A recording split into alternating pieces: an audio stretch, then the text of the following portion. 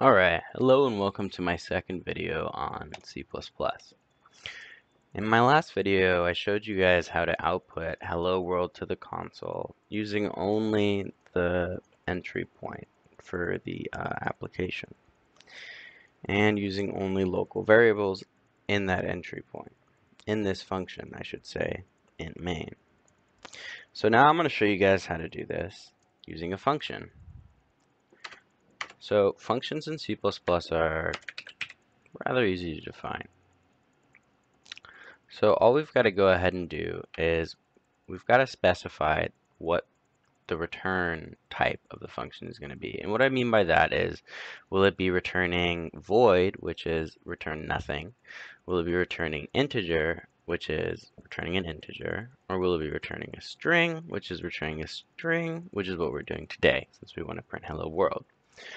So make sure you have all of these included before we get started, including using namespace std, or else, well, my other video explains why. You can go ahead and watch that if you need help with that. So I'm going to go ahead and start by saying, hey, this function is going to be returning a string. So string hello. So what I've done here is I've defined a basic function, or for those of you who prefer C# and Java terms, I've defined a method. Now, this function or method takes no parameters, as you can see. Now, this is where we would place the parameters, in between these parentheses. And I'll show you how we can make use of that later. But first, let me just show you the basic functionality of a function here. So we're just going to do exactly what we did in the last video, except we're going to be doing it in a function. And this makes things a lot cleaner because instead of having all of this spaghetti looking code, we just have a function that we call, and it just looks way cleaner and it's just way sexier. Let me show you. Let's get rid of that. So we need these, so I'm using these because I just want to hold the terminal window open. So we're going to do cout hello world, and I'm going to end the line, which starts a new line. Okay, and now actually, I forgot to say this. There's a few ways that you could do this. You could make this void, since we're just printing to the screen, you can make this void, and it'll just execute this function printing to the screen. So let me go ahead and show you that.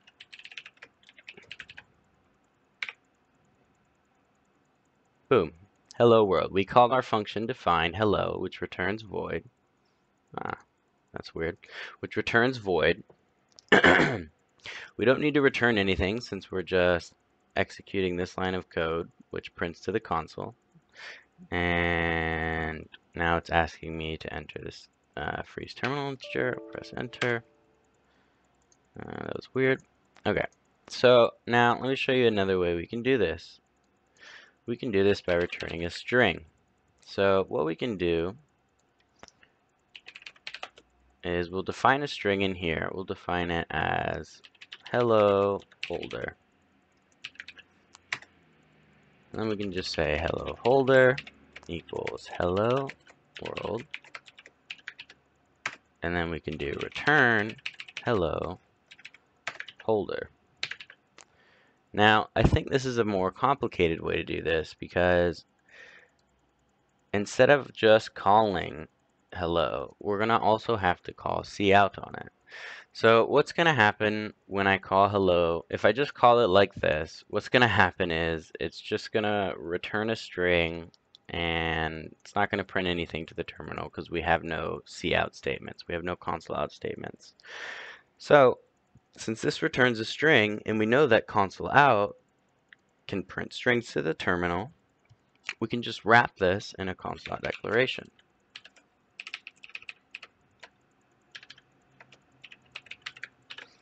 Now that we've wrapped it in a console out declaration, if we highlight over this, what this does is hello, our function that we defined, returns a string.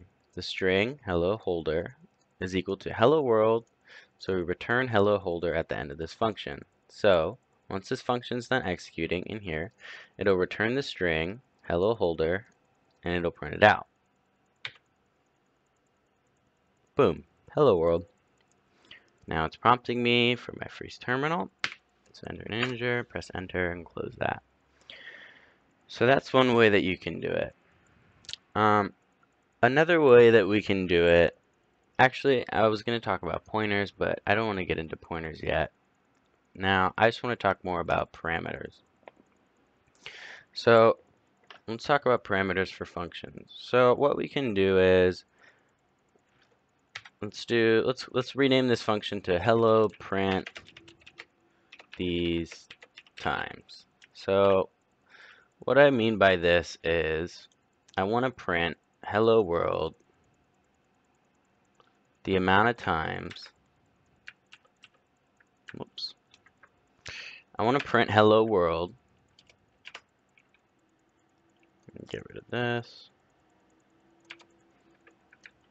So I want to print hello world the amount of times in regards to the integer value that is being passed in.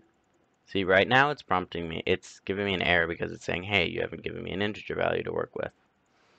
So we can have a little fun with this, and we can do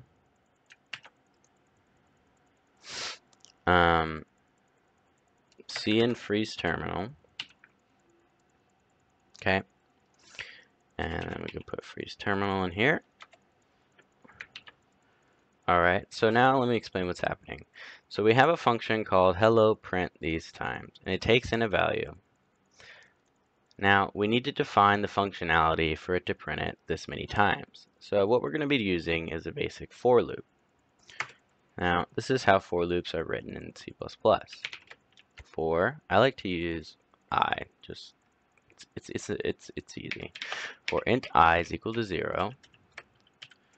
So, int I is equal to 0, so we just declared the variable I to be equal to 0. And now we're saying, while I is less than the value, increment I at the end of each loop. So what I mean by that is, once it reaches the end, or once it reaches this point, it jumps back up so long as I is still less than val, and it increments I. So, let's take all this.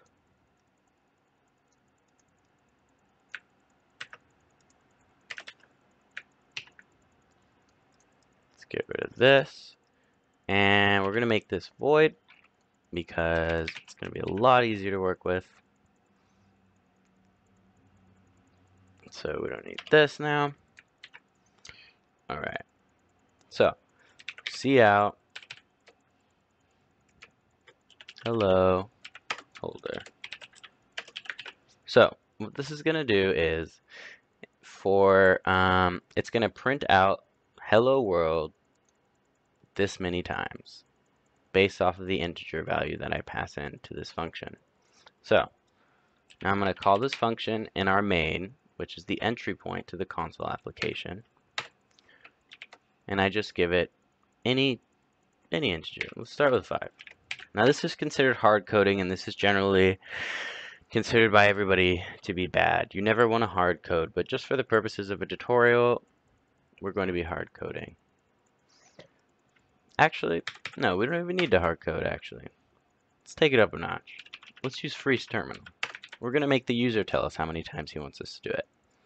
So, let's go over what's happening here one more time before we run this. We've defined a function that returns void. We've defined it to have the name hello print these times, and it takes in an integer value. We then go in and we declare a string called hello holder, and we define hello holder to be equal to the string hello world. We then have a for loop that goes from it goes from 0 to val, and it counts up doing this val amount of times. Now remember, in any computer science, or in any language I should say, 0 is, we always count 0, 1, 2, 3. So if you have a collection of objects, of 3 objects, right? So let's just say we have a collection of 3 objects. The index of those objects would be object 1 is at index 0, object 2 is at index 1, and object 3 is at index 2. Keep that in mind, because that will persist through any language, as far as I know. So, now that we've explained what this is doing, we can go in here and explain what's happening in our entry point. In our entry point, we're declaring a freeze terminal. We're asking the user to input a value for it, and then we're passing the value that the user inputted into our function, which means that the user dictates how many times hello world is printed to the console. We then ask again for an integer for freeze terminal, just to hold the window open. Now, this may cause some problems, actually, I'm thinking, because since we've already defined it, no, it should be fine. Okay, so let's run it. So right now, what it's doing is it's prompting me for how many times I want to input hello world. So actually, let's make it a little bit more intuitive. So let's go ahead and tell the user, please enter the amount of times you would like hello